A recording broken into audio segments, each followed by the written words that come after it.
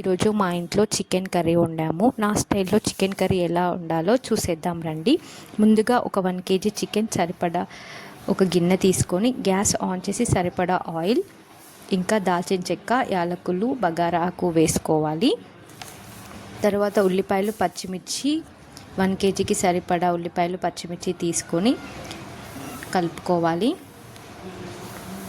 కొంచెం దాంట్లో ఉల్లిపాయలు వేగనీకి సాల్ట్ వేసుకోవాలి. తొందరగా ఉల్లిపాయలు మగ్గుతాయి. అప్పుడు కొంచెం అల్లం కూడా వేసుకోవాలి. అల్లం వేసుకొని కాసేపు మగ్గనిద్దాం. దాని తర్వాత టమాటాలు, జీడిపప్పు తీసుకొని దాన్ని గ్రైండ్ చేసుకొని పక్కన పెట్టుకోవాలి.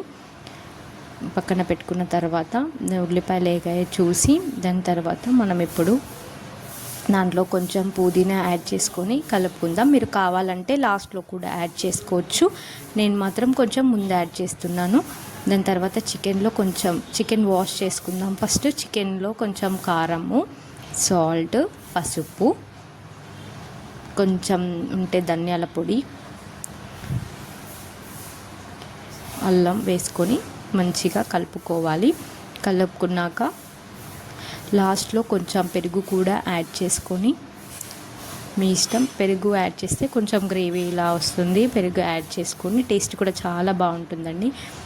యాడ్ చేసుకొని పక్కకు పెట్టుకుందాం. మనము ఉల్లిపాయలు వేగాయి కదండి, ఆ ఉల్లిపాయలలో ఇవి వేసి కలుపుకోవాలి. చికెన్ మొత్తం వేసి కొంచెం కలుపుకొని ఉంచుకోవాలి. చూడండి ఎలా ఉందో. ఉల్లిపాయలు వేసి కలుపుకొని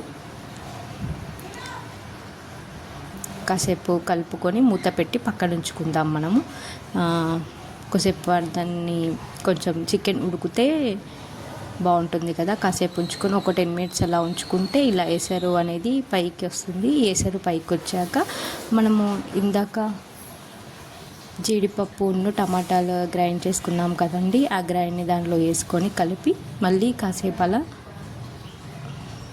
మూత పెట్టుకొని ఉంచుదాం.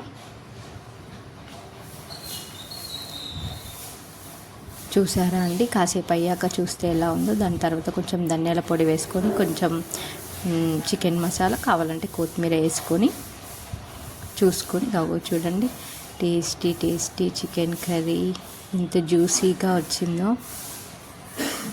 తర్వాత అంతా అయిపోయాక గ్యాస్ ఆఫ్ చేసుకొని సర్వ్ చేసుకుంటే ఎంతో టేస్టీకరమైన చికెన్ కర్రీ రెడీ. ఎలా ఉందో మీరు కూడా చేసి